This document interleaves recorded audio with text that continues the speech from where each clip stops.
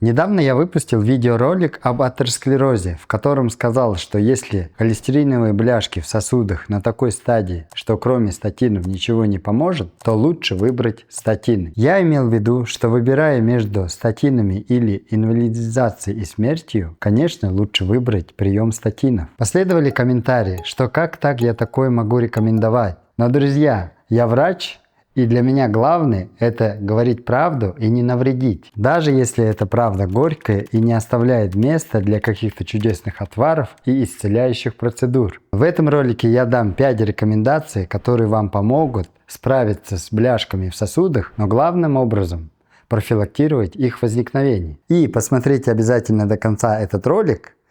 Я дам одну дыхательную практику для расслабления сосудов. Первое. Питание для здоровья сосудов. Уменьшить потребление насыщенных жиров. Насыщенные жиры – это в основном животные жиры. Не нужно отказываться от них совсем.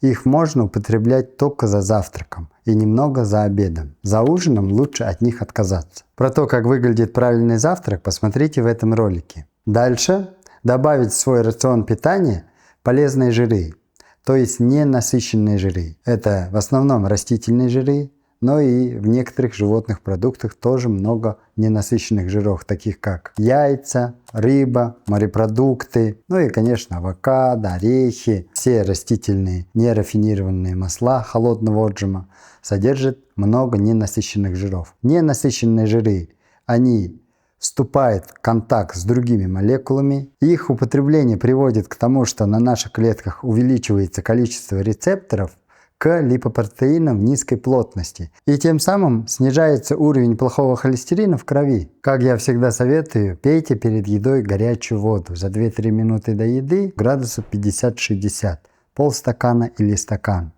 Такая привычка приводит к тому, что лучше начинает происходить отток желчи, и переваривание пищи происходит быстрее. Чем быстрее пища переваривается, чем меньше всасывается, и это тоже способствует к снижению холестерина. Вообще в тибетской медицине очень большое значение придается потреблению горячей воды. Даже в трактате тибетской медицины написано, что первое заболевание – это несварение, первое лекарство – это кипяченая горячая вода. Кипяченая, потому что раньше не было чистой воды. Поэтому кипятили, чтобы очистить воду. Сейчас можно просто горячую воду, поэтому кипяченый, не кипяченый, неважно. Вы можете добавить кипяченую воду, простую воду, чтобы сделать теплой. Включите в рацион питания достаточно клетчатки, 25-30 грамм в сутки. Имейте в виду, что 100 грамм неприготовленного цельнозерновой крупы содержит где-то 10 грамм клетчатки, а 100 грамм разных зеленых овощей содержит 2-3 грамма клетчатки. Клетчатка способствует к уменьшению всасываемости в кишечнике и тем самым уменьшает всасываемость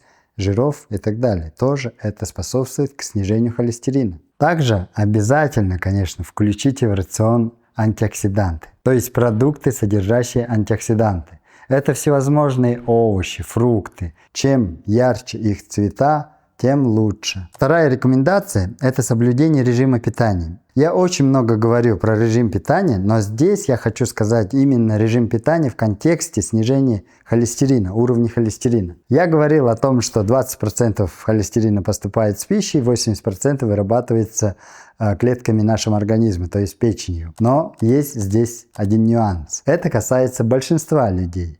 Но есть люди, примерно 20% людей, которые намного меньше получают холестерина с едой, чем даже 20%, и их называют гипоабсорберами. Они могут есть много жиров, но при этом у них уровень холестерина вообще не будет повышаться. А есть люди, тоже примерно 20%, которые называются гиперабсорберы. Они могут есть жиры, но при этом у них холестерин будет повышаться очень быстро. То есть они получают с едой холестерина больше, чем 20%. Они могут и до 50% получать холестерина с едой. При этом еще их организм, собственные клетки, тоже будут вырабатывать холестерин. И при чем тут режим питания? А при том, что соблюдая режим питания, мы можем ограничивать поступление холестерина извне и правильно ограничивать. То есть насыщенные жиры есть за завтраком только и немного за обедом, и ужинать не позже 7 вечера. Это очень важный момент, потому что я уже в ролике про холестерин рассказывал про лимитирующий фермент, который активизируется ночью, когда мы едим после 20 часов. Даже если это углеводы, а не жиры, все равно будет ускоряться синтез холестерина, так как запускающей молекулой этого фермента является инсулин. А инсулин вырабатывается при приеме любой пищи, особенно, конечно, углеводов. У меня на канале есть ролики про завтрак, про обед, про правильный ужин и даже как питаться по сезону.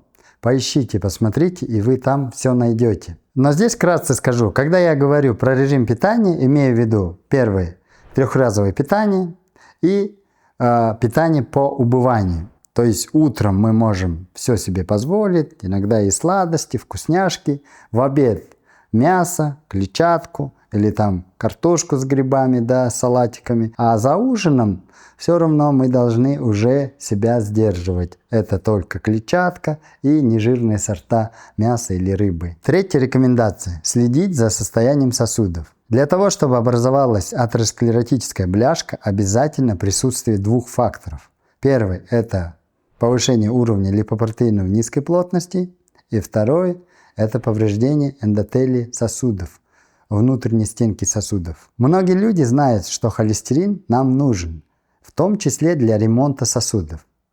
То есть, когда происходит повреждение эндотелия, липопротеины низкой плотности туда как бы попадает, латает эти трещины, и происходит такой ремонт своих поломок собственными силами нашего организма. Конечно, все хорошо, но не так все просто. Когда попадают липопротеины вглубь стенки сосудов, там холестерин, содержащийся в липопротеинах низкой плотности, начинает окисляться. Вот окисленный холестерин привлекает макрофаги, это иммунные клетки. Эти макрофаги начинают их пожирать, и возникает каскад реакций, в результате которого образуются атеросклеротические бляшки. И эти бляшки не всегда они стабильны, то есть покрыты соединительной тканной пленкой, да, которая в дальнейшем кальцифицируется и укрепляет. Иногда эти бляшки изъязвляются, то есть образуют на себе тромбы. Эти тромбы могут оторваться, полететь с током крови и перекрыть где-нибудь какой-нибудь сосуд, или сами бляшки могут быстро расти, и там, где они находятся, они могут перекрыть сосуд. Вот этим-то и опасно. Поэтому нужно максимально стараться не доводить до того, чтобы наши сосуды повреждались. Как это сделать? Сейчас я вам расскажу. В первую очередь не допускать повышения уровня глюкозы в крови. Сами молекулы глюкозы являются агрегантами для наших сосудов. Они повреждают внутренние стенки сосудов. Второе. Не допускать повышения артериального давления. И тем более не жить с артериальным давлением 140/90, например, долгое время. Это все будет способствовать повреждению сосудов. Третье. Конечно же, вредные привычки. Это самый агрессивный фактор. В первую очередь это курение и чрезмерное употребление алкогольных напитков. Четвертое. Малоподвижный образ жизни. Если вы хотите иметь хорошие крепкие сосуды, вы должны заниматься кардионагрузками. Кардиотренировки на второй пульсовой зоне. Вторая пульсовая зона – это разговорная зона. То есть вы бежите или ходите, вы можете разговаривать предложениями, но если чуть-чуть ускоритесь, вы начнете задыхаться, запинаться и не можете говорить уже предложение. Вот на этой пульсовой зоне надо тренироваться 40-45 минут ежедневно. И, конечно, как я всегда говорю, перед тем, как начать тренировки, вы должны обязательно пройти медобследование, получить разрешение у своего лечащего врача и приступить к ним. Четвертая рекомендация – это контроль веса, особенно за висцеральным ожирением. Я всегда говорю о том, что 100% показатель висцерального ожирения – это объем талии. Для мужчин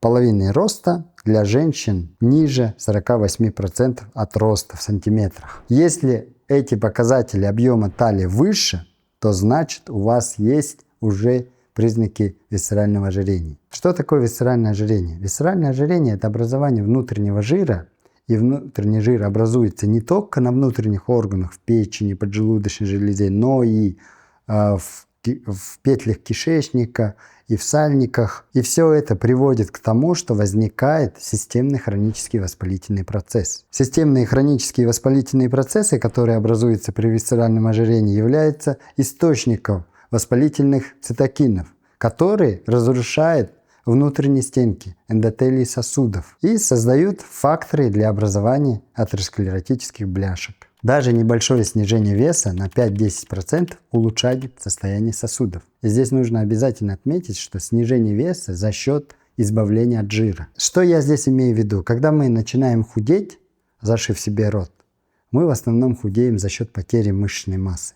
А когда мы худеем на правильном питании, активности физической, тогда мы начинаем правильно худеть. И правильное худение – это 1,5-2 килограмма в месяц. Здесь нужно запастись терпением и себе дать какое-то время. Пятая рекомендация. Нужно разобраться с качеством и продолжительностью сна и со стрессом. Они на самом деле взаимосвязаны. Многие люди, особенно 30-40 лет, у которых 24 часа в сутки, конечно, не хватает, они пренебрегают сном. Тем самым они живут в постоянном стрессе. Есть многие исследования, которые показывают, что если человек хочет иметь здоровую психику и хорошие когнитивные функции, то есть ясный ум, должен спать 7 часов. А когда мы пренебрегаем сном, мы, конечно, больше стрессуем. А стресс что делает? Мобилизует наш организм через гормон кортизол. Он помогает нам преодолеть трудности, он и обезболивает, он и дает энергию, силы и так далее. Когда его все время много, то он начинает провоцировать факторы, которые приводят к атеросклеротическим бляшкам. Он начинает ускорять выработку липопротеинов низкой плотности, он нарушает липидный обмен, он провоцирует повышение артериального давления за счет того, что спазмирует сосуды, снижает способность организма к регенерации, ну и, конечно, нарушает опять же сон. И так, тем самым, вот такой мы попадаем в замкнутый круг, где мы не спим, стрессуем, стрессуем, не спим. Поэтому не пренебрегайте сном. Здесь получается так, чем меньше спим, тем меньше будет времени для нас. То есть мы сокращаем продолжительность своей жизни. В моем телеграм-канале я запостил дыхательную практику для расслабления сосудов. Чтобы посмотреть ролик, перейдите по ссылке из первого комментария к этому ролику. Будьте здоровы!